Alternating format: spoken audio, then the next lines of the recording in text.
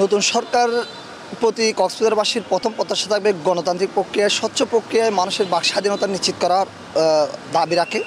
দ্বিতীয়টি, কক্সবাজারের মানুষ দীর্ঘদিন ধরে যে দাবিগুলো করে আসছে, বিশেষ করে রোহিঙ্গা ইস্যুতে কক্সবাজারের মানুষ খুবই অতিষ্ঠ। বিশেষ করে পাসপোর্ট করতে গেলে এবং জন্ম নিবন্ধন করতে গেলে যে হয়রানি হয়, নানা কাগজপত্র জমা দিতে হয়, সেখান থেকে মানুষ মুক্তি চায়। মানুষ ৬৪ জেলায় যে অবস্থায় মানুষ জন্ম নিবন্ধন পায়, সেটি যেন কক্সবাজারের সুযোগ সুবিধা সৃষ্টি করে সে প্রত্যাশা থাকবে। একই সাথে কক্সবাজারের যে ১৫-১৬ বছর ধরে যে রাঘববোয়ালরা পাহাড় পর্বত নদী নালা সমুদ্র ঘিরে খেয়েছে, আমরা সেখান থেকে মুক্তি চাই। এবং বিশেষ করে বাক্কালী নদী ৫১ একর উত্তরণের বিশাল একটি অংশ যেগুলো প্রভাবশালীরা দখল করে রেখেছিল, সেগুলো উদ্ধার হোক, প্রাণ প্রকৃতি ফিরে আসুক।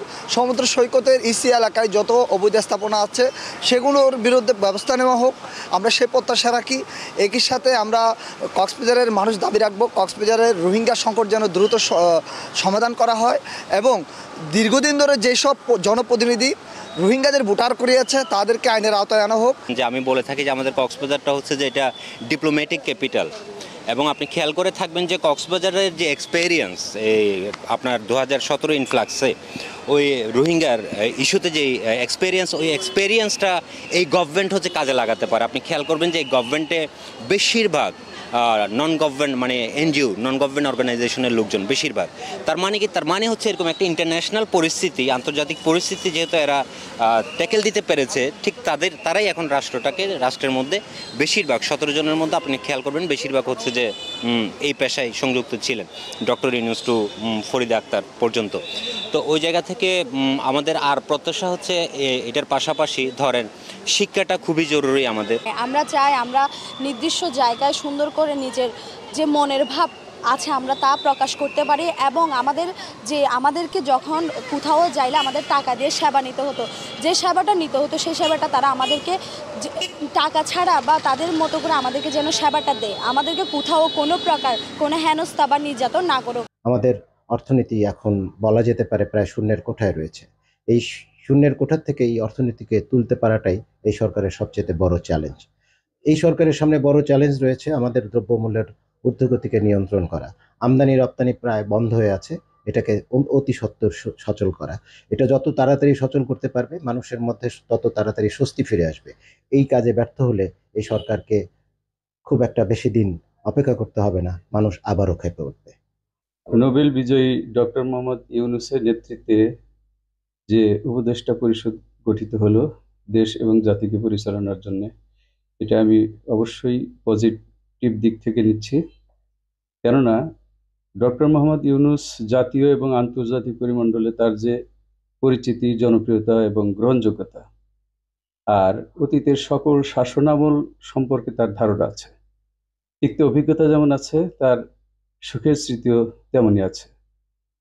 বর্তমান কোটা সংস্কার আন্দোলনের যে ছাত্র জনতা, তাদের মনোভাব, তাদের স্বপ্ন পরিকল্পনা সম্পর্কেও তিনি পুরোপুরি অবহিত, এবং তিনি ইতিমধ্যেই যে ঘোষণা দিয়েছেন তাতে তাকে খুব প্রত্যয়দীপ্ত মনে হয়েছে। জাতির আশা আকাঙ্ক্ষার প্রতিফলন তার মাধ্যমে আমরা পেতে পারি, এবং আমাদের আকাঙ্ক্ষাও ঠিক তাই।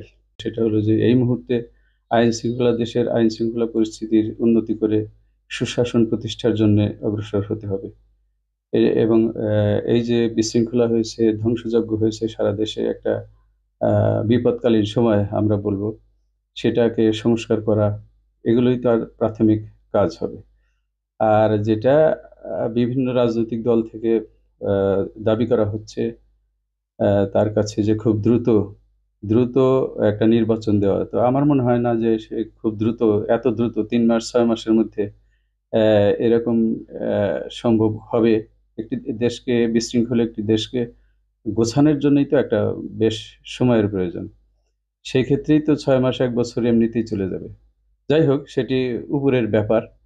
তো আমি মনে করি যে আসলে একটু সময় সাপেক্ষ ব্যাপার দেশকে গোছানো এবং সামনের দিকে অগ্রসর করানোর ক্ষেত্রে। ডাকাতি বলেন কিংবা যে হামলা হচ্ছে বা যত সহিংসতামূলক কর্মকাণ্ডগুলো হচ্ছে, এইগুলো যেন খুব দ্রুত নির্মূল হয়ে যায়, এবং কি আমাদের যেরকম আমরা জেলা শহরে অবস্থান করি, আমাদের জেলা শহরে প্রত্যেকটা জায়গাতে, প্রত্যেকটা আনাচে কানাচে, আমরা সিএনজি স্ট্যান্ড বলি, এলাকা ভিত্তিক বলি, প্রত্যেকটা জায়গাতে যে পরিমাণ চাঁদাবাজি হচ্ছে, এই চাঁদাবাজিগুলো যেন দ্রুত নির্মূল হয়ে যায় আমাদের এদেশ থেকে। এবং শিক্ষার্থীদের ক্ষেত্রে আমি একটা জিনিস বলতে চাই, আমাদের অত্র টাঙ্গাইলে এমন কিছু বেসরকারি প্রতিষ্ঠান রয়েছে যে প্রতিষ্ঠানগুলো সুন্দরভাবে তাদের শিক্ষা পরিচালনা করছে না। তারা শিক্ষা যেভাবে পরিচালনা করছে, এটাকে বলা চলে হচ্ছে তারা শিক্ষা ব্যবসার জন্য মাঠে নেমেছে। এক কথায় তারা তাদের আসন সংখ্যার চাইতে বেশি শিক্ষার্থী তারা তাদের প্রতিষ্ঠানের ভেতর নিয়ে আসছে। সরকারি রুলস তারা মানছে না, সেগুলো ব্রেক করে তারা হচ্ছে শিক্ষার্থীদের প্রতি এক প্রকার চাপ সৃষ্টি করছে, পড়ালেখার নামে এক প্রকার চাপ তারা সৃষ্টি করছে। তো এই জিনিসগুলোই যেন নির্মূল হয়ে যায়, এটাই হচ্ছে একজন সাধারণ জনগণ হিসেবে, একজন সাধারণ শিক্ষার্থী হিসেবে বর্তমান বাংলাদেশের অন্তর্বর্তী সরকারের কাছে আমার এই দাবিটা আমি পেশ করছি। আমাদের ডক্টর ইউনূস স্যার এবং তরুণ নবীন বরণ তরুণ দিয়ে যে সরকার গঠন হয়েছে, এই সরকারের কাছে আমাদের অনেক প্রত্যাশা।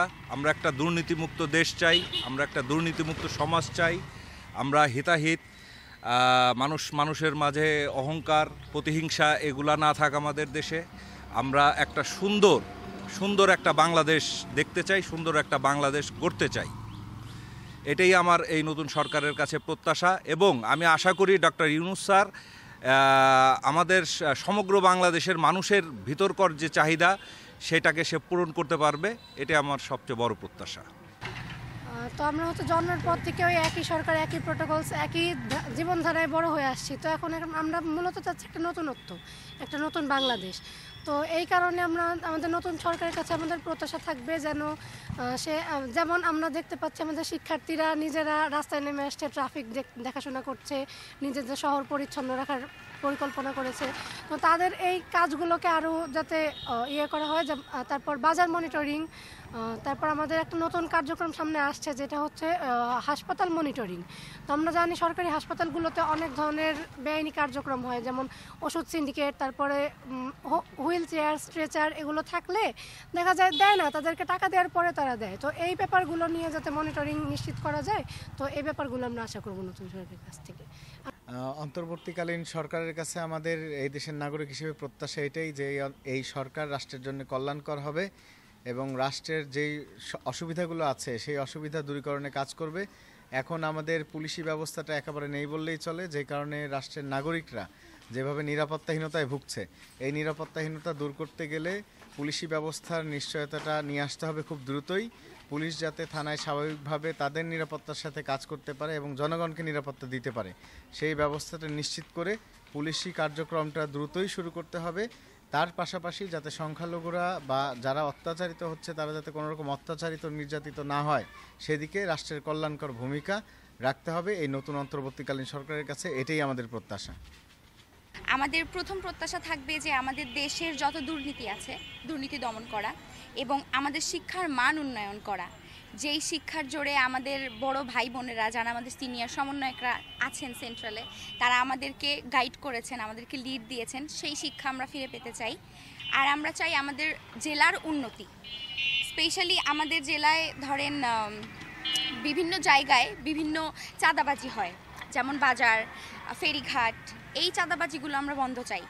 যেমন আমরা সাধারণ শিক্ষার্থীরা গিয়েছিলাম ডিসি অফিসে কালকে, আমরা গিয়ে আমাদের 15টা প্রস্তাব দিয়ে এসেছি ওনাদের ওখানে, শুধুমাত্র আমাদের জেলার জন্য।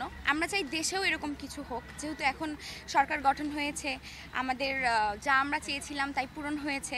তো এখন আমাদের চাওয়া থাকবে যে আমাদের যে দাবিগুলো আছে সেগুলো একে একে ধাপে ধাপে পূরণ হোক।